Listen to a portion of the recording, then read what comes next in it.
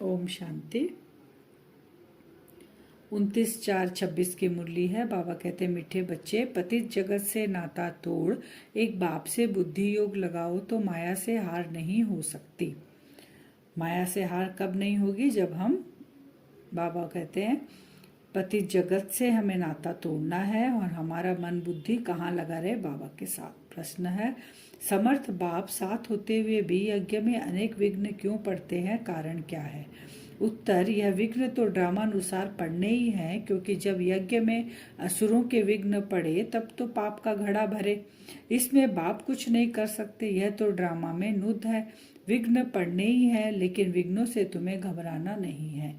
बाबा कहते हैं कि बाबा हमारे साथ होने के बाद भी विघ्न क्यों पड़ते? लेकिन बाबा कहते हैं, ड्रामा में नुद है, असुरों का पाप का घड़ा भी तो भरेगा, लेकिन तुमको विघ्नों से घबराना नहीं है। और हमें ये याद रखना कि मेरे साथ वो सर्वशक्तिमान है, तो हम विघ्न से घबराएंगे नहीं। गीत है, कौन है माता कौन पिता है?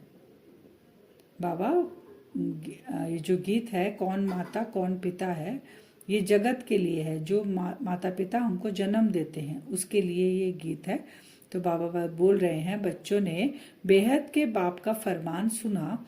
यह जो इस जगत के मम्मा बाबा हैं, यह जो तुम्हारा नाता है देह के साथ, क्योंकि देह से पहले पहले माता की फिर पिता की लागत होती है।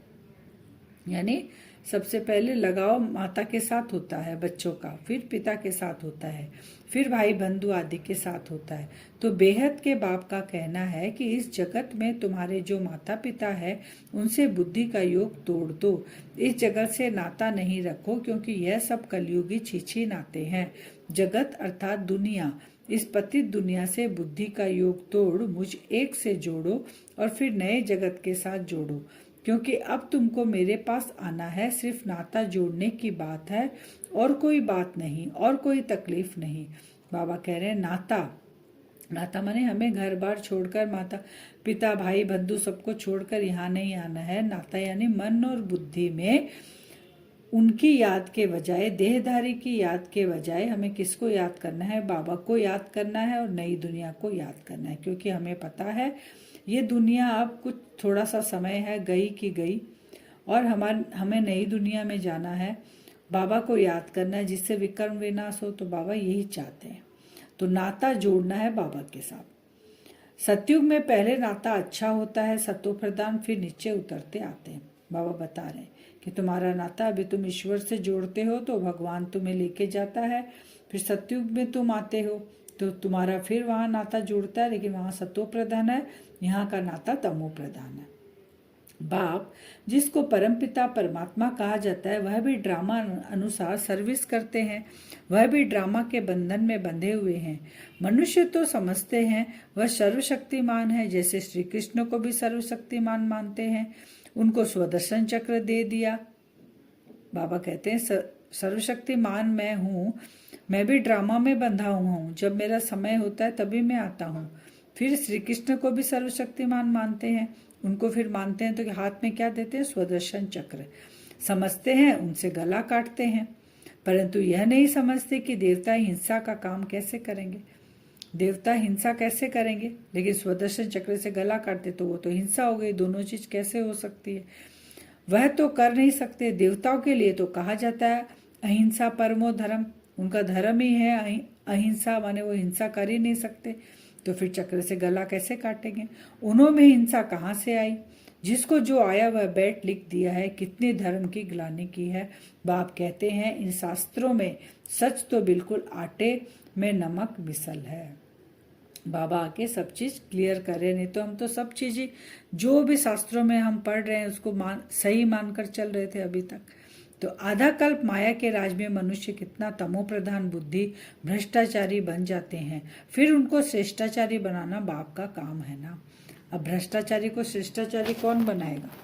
जो इस दुनिया में नहीं है वही आके बनाएगा, क्योंकि जितने भी दुनिया में है सब भ्रष्टाचारी है। फिर बाबा कहते हैं, फिर 1 सेकंड में बाप श्रेष्ठाचारी बनाते हैं। निश्चय होने में देरी थोड़ी ही लगती है। ऐसे बहुत अच्छे बच्चे हैं जिन्हों को निश्चय होता है। बाबा कह रहे हैं झट प्रतिज्ञा करते हैं, परंतु माया भी तो पहलवान है ना। कुछ न कुछ मनसा में तूफान लाती है। पुरुषार्थ कर कर्मणा में नहीं आना है। सब पुरुषार्थ कर रहे हैं, कर्मातीत अवस्था तो हुई नहीं है। कुछ न कुछ कर्मेंद्रियों से हो जाता है। कर्मातीत अवस्था तक पहुंचने में बीच में विघ्न जरूर पड़ेंगे। बाबा कह रहे हैं मनसा में तूफान आ रहे हैं, लेकिन कर्मणा में नहीं आना चाहिए। और कर्मातीत अवस्था तुम्हारी, बाबा कह रहे हैं, लास्ट में होगी। कुछ न कुछ कर्मेंद्रियों से हो जाता है। कोई भी, बाबा कह रहे हैं, कुछ न कुछ ऊपर नीचे हो जाता है, तो कर्मातीत अवस्था तक पहुंचने में विघ्न तो जरूर पड़ेंगे। कोई जन्म, फिर बाबा कहते विघ्न तो जरूर पड़ेंगे। अब कोई जन्मते ही तो राजा नहीं होता, छोटा बच्चा धीरे धीरे बड़ा होगा ना, इसमें भी टाइम लगता है। अब तो बाकी थोड़ा समय रहा है। सारा मतदार पुरुषार्थ के ऊपर है, अटेंशन देना है। माने हम बाबा के बच्चे बने तो एक दिन में तो कर्मातीत अवस्था नहीं हो सकती, लेकिन हम पुरुषार्थ कर रहे हैं, करते करते बाबा कहते हैं एक दिन सारा मदार तुम्हारा पुरुषार्थ पर है, अटेंशन देंगे तो हम फिर कर्मातीत अवस्था को पा लेंगे। तुम ब्राह्मण अभी मंदिर नहीं बनाएंगे, बाबा कहते हैं। मंदिर कौन बनाते हैं? देवताओं के मंदिर अभी बना रहे हैं मनुष्य, लेकिन बाबा कहते तुमको जब ज्ञान मिल गया, ब्राह्मण बन गए, तुम मंदिर नहीं बनाएंगे, क्योंकि वह है भक्ति मार्ग। दुनिया को यह पता ही नहीं कि अब भक्ति मार्ग खत्म हो, ज्ञान मार्ग जिंदाबाद होना है। यह सिर्फ तुम बच्चों को मालूम है। मनुष्य तो समझते हैं कलयुग अभी बच्चा है, उन्हों का सारा मदार है शास्त्रों पर, और हमारा मदार, उनका तो सारा मदार किस पे है? शास्त्रों पर है। बाबा कहते तुम तो ज्ञान मार्ग में हो। तुम बच्चों को तो बाप बैठ सभी वेद शास्त्रों का राज समझाते हैं। हमको तो समझाने वाला स्वयं भगवान है, शिव बाबा है। यह है क्षण भंगुर सुख, यहाँ जो मिलता है। मनुष्य दुख में रहते हैं। मनुष्य यह नहीं जानते कि सतयुग में दुख का नाम निशान नहीं होता। वो तो इसी दुनिया को बोलते हैं यही सतयुग है हमारे लिए। तो बाबा कहते हैं वो तो सतयुग की दुनिया को ही नहीं जानते, तो वहाँ दुख का नाम निशान नहीं है, ये भी उनको नहीं पता। उन्होंने वहाँ के लिए भी ऐसी बातें बता दी है। कहते हैं वहाँ कृष्णपुरी में कंस था, यह था, रावण था, कंस था, जरासन था, अकासुर बकासुर थे, क्या क्या बोलते हैं। तो श्री कृष्ण ने जेल में जन्म लिया, बहुत बातें लिख दी है। अब श्री कृष्ण स्वर्ग का पहला नंबर प्रिंस, उसने क्या पाप किया जो उसका जेल में जन्म होगा? ये सब दंत कथाएं हैं, सो भी तुम अभी समझते हो, जबकि बाप ने सच बताया है। कितना सूत उलझा हुआ है। बाबा कह रहे हैं अब उनको सुलझाए कौन? सब के अंदर 5 विकार है, तो सुलझाए उसको कौन? तब बाबा को ड्रामा अनुसार आना पड़ता है। अच्छे पक्के भक्त जो होते हैं, बाबा कहते हैं भक्त जो होते हैं वह चित्र अपने साथ रखते हैं और घड़ी घड़ी उनकी याद रखेंगे उनको। बाबा भी कहते हैं त्रिमूर्ति का चित्र साथ में रख दो तो घड़ी घड़ी याद आएगी। अगर हम भूल भी जाएं तो शुरुआत में हमें त्रिमूर्ति का चित्र साथ रखना है। जैसे भक्ति में देखते हैं वैसे हमको भी बार बार देख के पक्का करना है। फिर बाबा कहते हैं तुम्हारे लिए तो और ही सहज है ये चित्र। अगर सहज याद नहीं आती, माया हैरान करती है, तो ये चित्र मदद करेंगे। तो हमको भी चित्र रखना है साथ में त्रिमूर्ति के। फिर शिव बाबा हमको ब्रह्मा द्वारा विष्णुपुरी का मालिक बनाते हैं। हम बाबा से विश्व का मालिक बन रहे हैं। इस सिमरण में रहने से भी मदद बहुत मिलेगी। जो बच्चे समझते हैं याद घड़ी घड़ी भूल जाती है, तो बाबा राय देते हैं चित्र सामने रख दो तो बाप भी और वर्षा भी याद आएगा।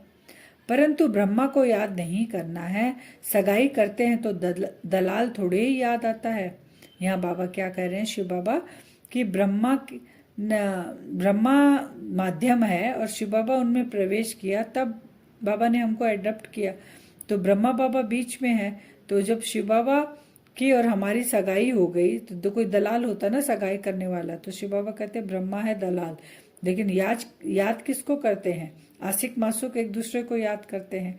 तो तुम बाबा को अच्छी रीति याद करो तो बाबा भी तुमको याद करेगा। याद से याद मिलती है।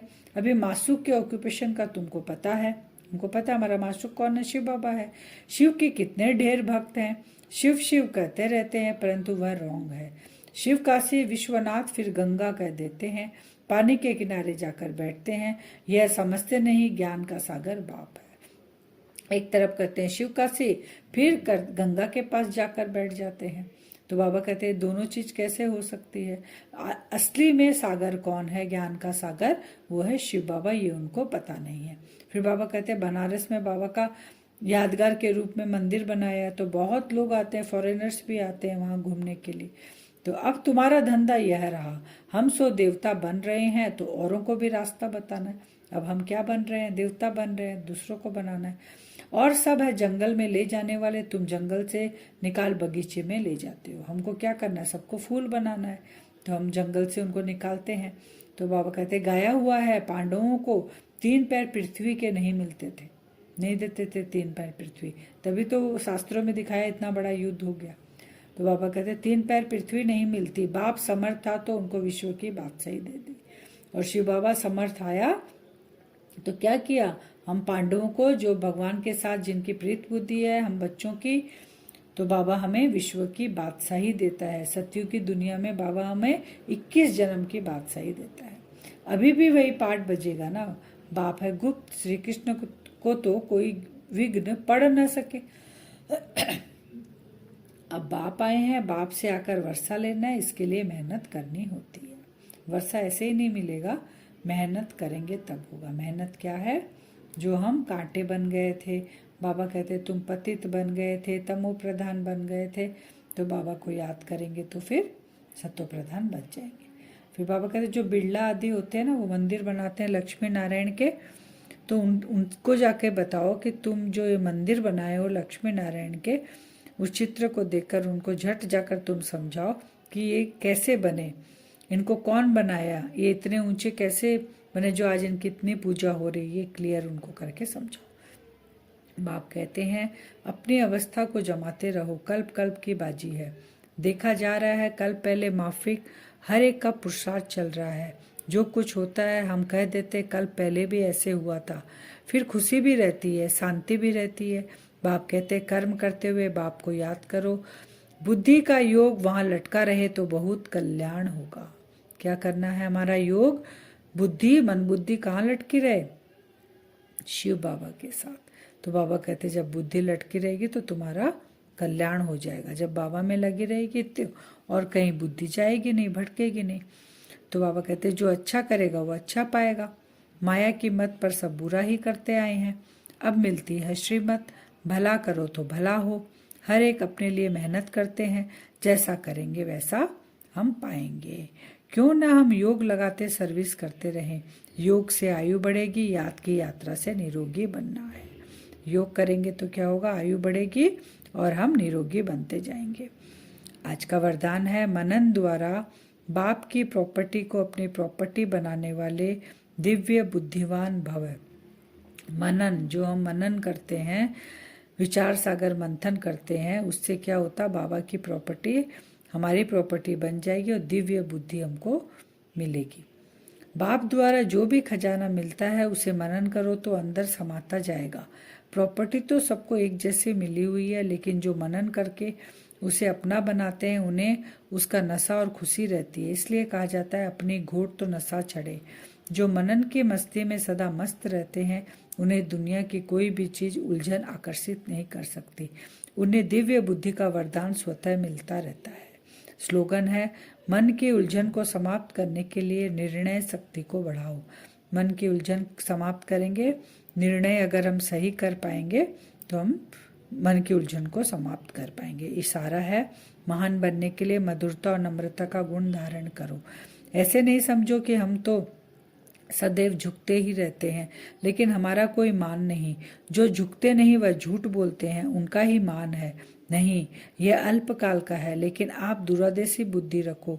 यहाँ जितनों के आगे झुकेंगे अर्थात नम्रता के गुण को धारण करेंगे तो सारा कल्प ही सर्व आत्माएं आगे आगे नमन करेगी। सत्युग त्रेता में राजा के रिकॉर्ड में कांध से नहीं लेकिन मन से झुकेंगे और द्वापर कलयुग में कांध झुकाएंगे। बाबा कहते हैं तुमको नम्रता का गुण धारण करना है, जिससे द्वापर से लेके सत्युग द्वापर कलयुग लास्ट तक तुम्हारे आगे आत्माएं झुकेंगी। वरदान से हम योग करेंगे 2 मिनट। अपने आप को भ्रकुटी सिंहासन पर देखें, मैं आत्मा विराजमान हूँ।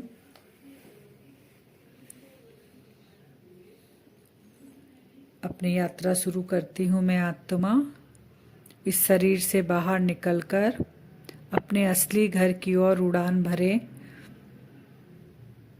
देखें एक छोटा सा बिंदु ऊपर की ओर उड़ता ही जा रहा है अपने असली घर की ओर। धीरे धीरे मैं आत्मा उस सुनहरे लाल रंग के प्रकाश की दुनिया में प्रवेश करती हूँ जो मुझ आत्मा का असली घर है। सामने अपने पिता को देखती हूँ मन बुद्धि की आंखों से। जैसे मैं बिंदु स्वरूप, मेरा बाबा भी बिंदु स्वरूप है। बाबा के साथ एकदम टच कर कर हम बैठेंगे, आमने सामने नहीं, बाबा को टच करना है। बाबा भी बिंदु स्वरूप है। बाबा से शक्तियाँ अनंत तक बाहर निकलकर फैल रही है चारों तरफ। हम जाकर बाबा को टच कर कर बैठ गए। बाबा की सारी एनर्जी मुझ बिंदु स्वरूप आत्मा के अंदर प्रवेश हो रही है।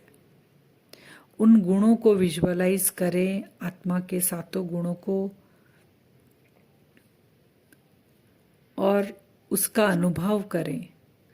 उन गुणों का मनन करें, चिंतन करें।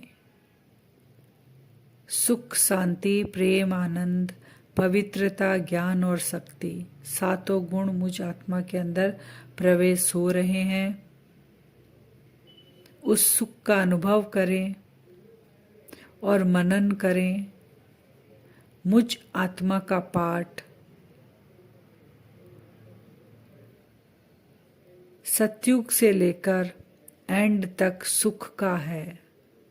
मैं आत्मा सुख स्वरूप हूँ। ज्ञान का मनन करें, चिंतन करें और अपने अंदर वो जो 7 गुण हैं वो भरता हुआ फील करें आत्मा के अंदर।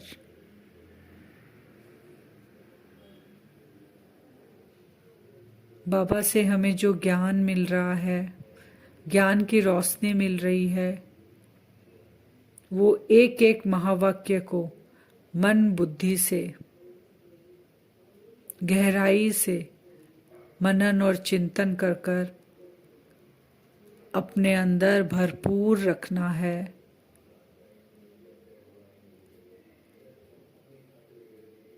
विजुअलाइज भी करते रहें।